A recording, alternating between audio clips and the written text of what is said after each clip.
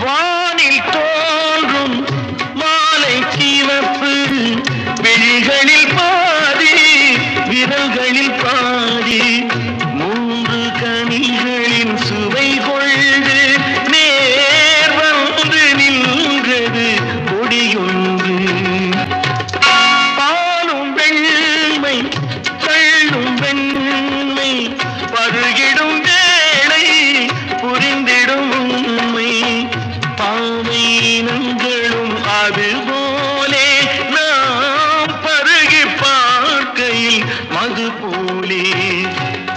ஒன்றும் அறியாத பெண்ணும்